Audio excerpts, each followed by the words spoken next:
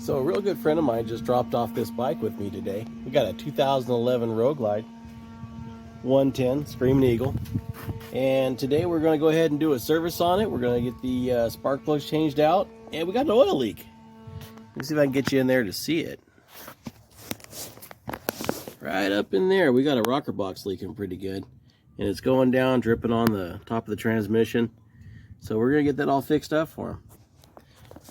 But before I do that, I got another bike in my way. So we got the bobber project still sitting here holding up parts of my garage. Doing a real good job of holding the floor down, I'd say. And we are going to get that rolling again. Get the front wheels back on it and get it out of the shop and get that in here. Oh, yeah.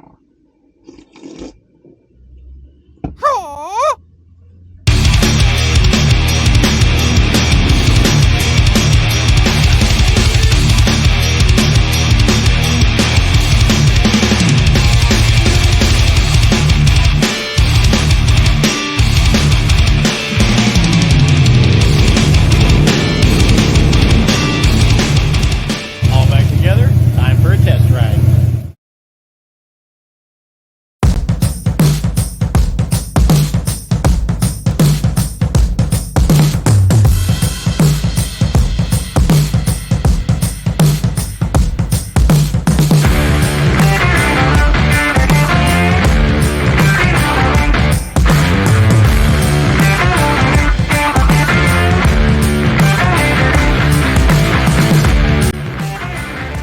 Quick disclaimer, not a Harley, just a Harley cover. So we're down here underneath on your older touring bikes. They're on the right hand side. There's your drain plug for your transmission. And right over there is your drain plug for your engine. Way over here somewhere. Should see a drain plug for the primary. I like to start on the transmission side because, well, it's easy to reach. So right here we got your engine oil dipstick. Right there is your transmission dipstick. It's a 3/8 Allen. Pulls that out. These don't have to be super tight. They have an O-ring. Just get it enough to where you can, so it doesn't leak when you go to tighten it. That down here out of the way. Engine oil. You just give them a twist. Again, you don't gotta tighten them like you're trying to make sure that if it hits an iceberg, it won't take on water. You just wanna. It's got an O-ring. Doesn't have to be super tight. Just tight enough not to leak. Here's something cool. Harley dipsticks have two meters on them. One is if you're on the Jiffy stand, and one if you got the bike sitting straight up in the air. Now, when you fill these up, you want to make sure that you're not all the way to the top because engine oil expands. So you want to make sure that you come down a little ways from full, almost to full. I'd say that distance right there where it says full. If this was on the wheel standing up, I would only fill it up just to about the F or the U right there on full, and then allow the rest of it is just space for expansion when the oil starts getting hot. Same thing if you're on the Jiffy stand. Don't fill it all the way to the top. You want to fill it up, little ways from there. Take it for a ride, warm it up, and then recheck it. When it's hot, it should be pretty close to the top.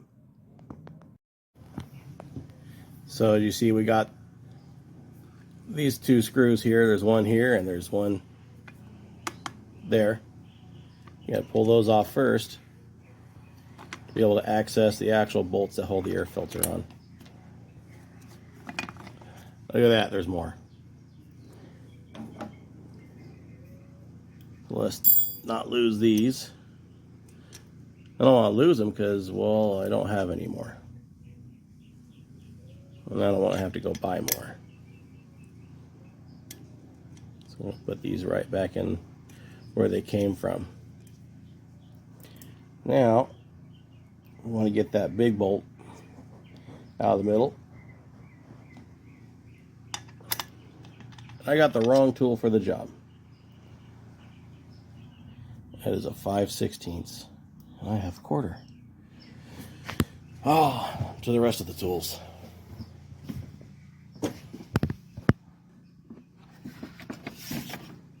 What we got there? 5/16.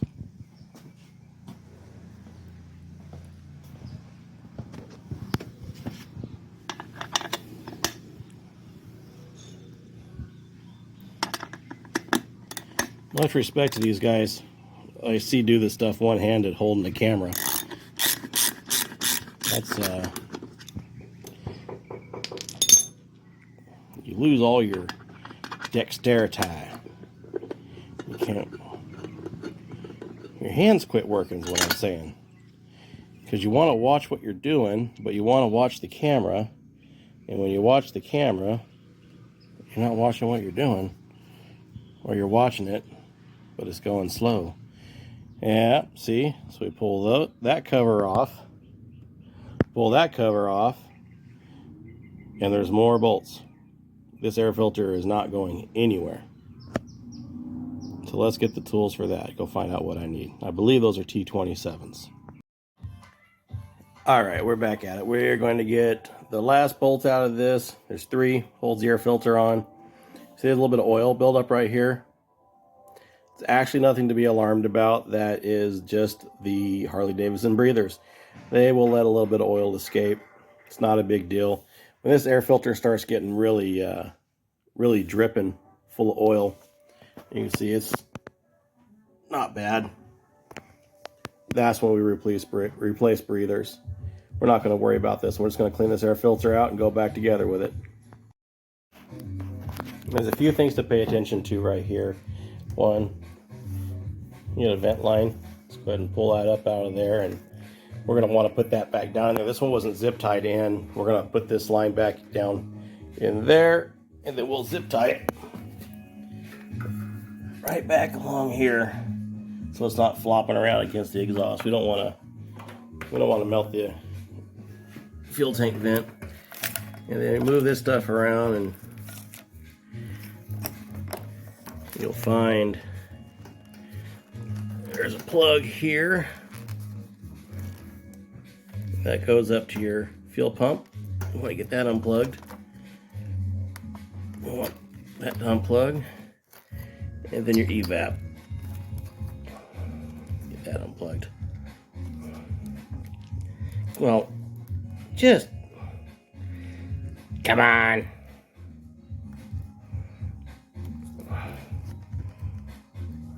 Oh, this one's fighting me. And through the magic of technology, she's loose. So once those are all taken apart, we're going to come around to this side. And underneath here, right there, we got the fuel tank connect for the fuel line that runs down to the induction module. It's a little color. They get a little dirty, and we got to kind of push them around and twist them. That's just a quick disconnect for the fuel line.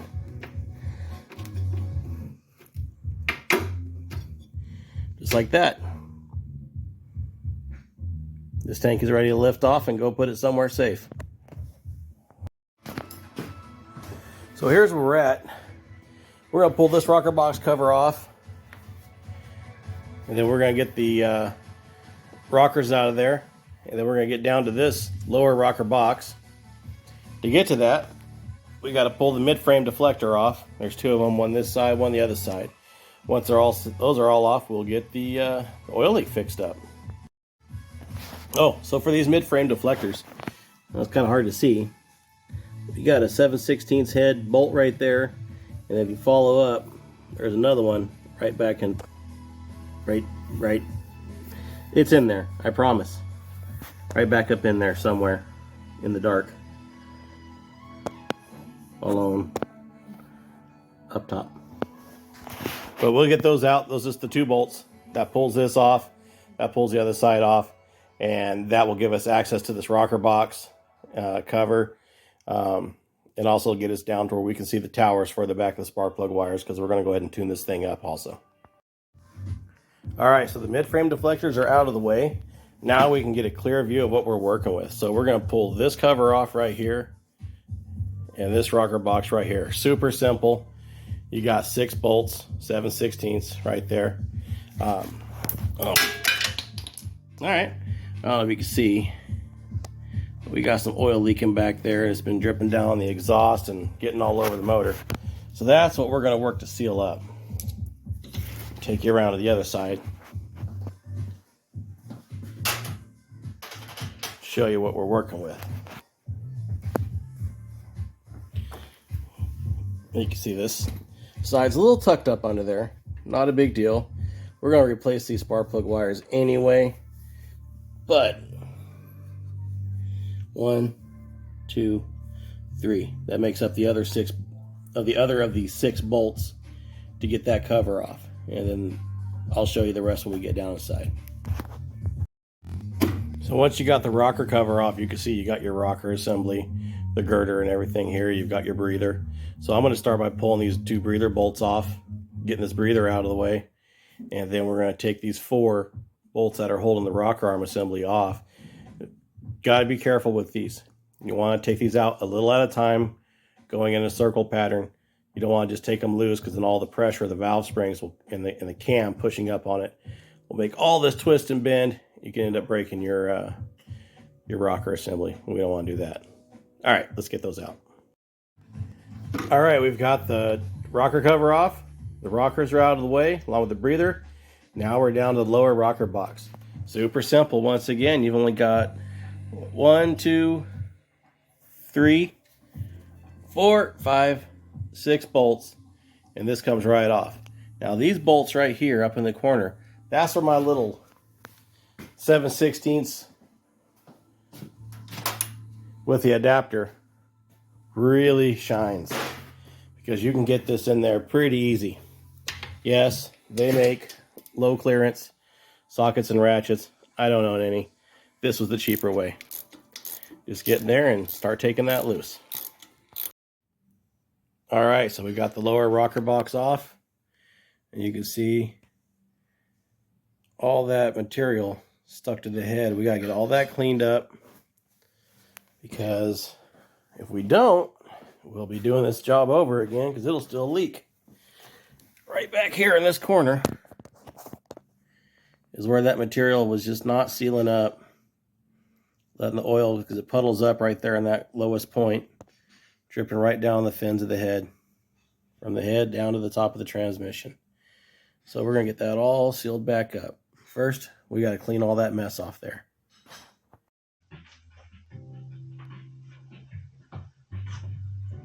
Rocker box all cleaned up, ready to go back on the bike. And then just kind of situated in there around the springs. Whatever method works for you. There we go. I find that if you hook it in from the front first, around that front intake valve, you'll be able to get it on the exhaust. Get everything lined up there. Let's go back the other way with some bolts. Pay attention that you get them in the right holes. These 2 front holes here are for the actual rocker girdle. Bolts you're looking for around the outside edge.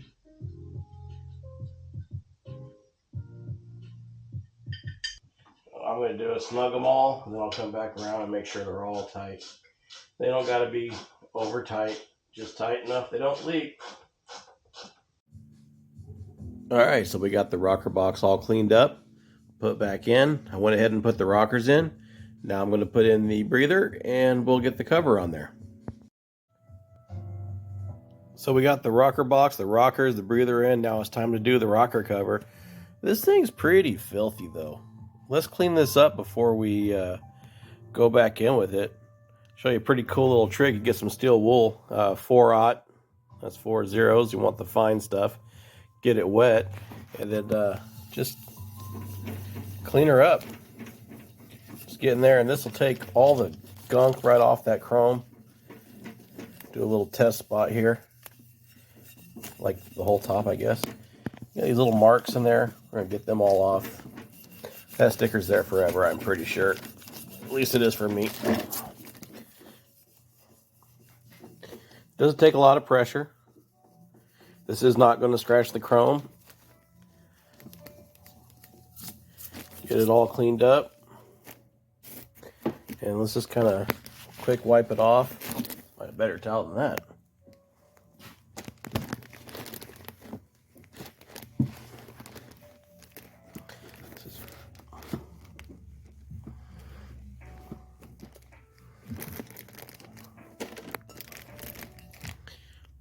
Look at that. That's just a quick little bit of rubbing. Gone from all that grime that was on it. That's nice shiny. So I'm going to go ahead and finish cleaning this up and get it put back on the bike. Rocker box is back on the bike. Look at the difference that makes. Just a little bit of elbow grease, some steel wool, and some water. That's what we started with. That's where we're at now. So I'm going to go ahead and touch up that other rocker box. Maybe even hit the exhaust. We'll just kind of go through it as we're working on it. Get some of this harder to reach chrome brightened up while the tank is off. Makes life so much easier. Well, and there you have it. A little bit of elbow grease, some water, and steel wool. Got all the bright work brightened back up. Works like a charm. It's been a few days since we've worked on the Roadglide, so let's get back to it. We are going to take this bad boy off this bike because that tire is no good. And we have a good wheel down there with a good tire. We're not going to put that wheel on. It's not going to work on this bike, so without further ado, let's get to it. All right, there we go. Front wheel is off. Got it strapped down to the jack. That's it, holds it pretty good. Doesn't look like it's going to go anywhere. Rocker boxes are all cleaned up and back together. Oil is in it.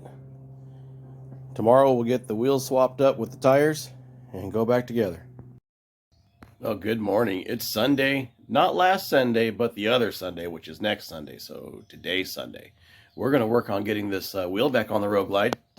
I'm going to quick put that back on, and then we're going to go ahead and tune it up, get the tank on it, and fire it up and check for that leak. Front wheel and brake is back on. Brakes with an S because I did both sides.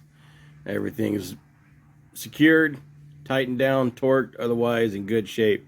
Let's move on. We're going to go ahead and get these spark plugs out and replace these spark plug wires. He's got some cool fat wires or red Screaming Eagle wires we're going to put back on it. So we got the plugs out. I'm looking at them. Boy, they're wore out. That front cylinder is really worn compared to the back one. The front one, they're both running a little bit lean. That rear plug is really lean. At least it's been getting hot. So that might be a tuning issue, something I don't have access to here, but we'll talk to him about getting it tuned because I know this engine's got cams in it and he's got exhaust. So I'm going to make sure the tune matches the hardware. Anyway, moving on. All right, well, there you have it. We got the wires on, plugs are in. Time to put the tank on. Now, I've routed the wires a little different. Now, some of you are going to see this, that you know your way around these bikes. You're going to say, hey, that's not how it goes. You're supposed to go in little Christmas tree zip ties that clip up in the frame and run along here under the tank. Well, this guy, you spend a lot of money on these nice wires that say Screaming Eagle on them, and you want to see them. So I made a little zip tie divider here to keep it up off the metal of the horn mount and brought them together here. Now, I don't know exactly how this is going to look, but I'm hoping, because he wants to be able to see them, that this is going to bring them down a little bit more visible under the tank without being interfering too much and rubbing on them. So let's put the tank on and see how it looks. Man, I gotta say, I'm pretty happy with the way that turned out. No contact with the tank. Coming straight across like I wanted it to. I think my buddy will be happy with that. I think that's exactly what he was after. Well, good Monday morning. It's our last day with the Roadglide. We're going to go ahead and get it finished up. We got a few things to do. We've got some rear passenger footboards that are going to match this. Now I've got the bracket, I've got the new bracket for these floorboards, and I've got the adapter for the floorboards, but I don't have the pin that goes through here. So I'm going to have to look through my junk pile and see what I got. Hopefully I've got some, or we're going to make something up. Anyway, we'll be back with you when I get this all together. Then we're going to get it washed, take it for a road test, get it out of here. Here we go, all put back together. Test road, no issues, topped off the oil. Brakes work great, tires work great. Little shined up. I don't want to get too carried away. I don't want to get the bike all wet. I don't want to cause any problems with the stereo system. Some of these are a little fickle when you got aftermarket speakers and amplifiers. But we got it all back together. Oil leak is gone. Got the passenger pegs on as he asked. I think this one was a success. Now, time to wash this one. Well, there you have it. Empty stall. Roadglide's all back together. Oil leak's taken care of. Everything's done as the customer asked. Buddy should be real happy with his bike. I've got another bike coming in here shortly. Going to be doing a set of handlebars on a street glide. Going to do Dominator bars. They're pre-wired, so that should be interesting. I haven't dealt with the set of those yet. It should make life a lot easier. Anyhow, we'll get a chance to kind of see how those work and review them. As always, thank you for watching. Remember to like, subscribe, and stay tuned. More fun coming up.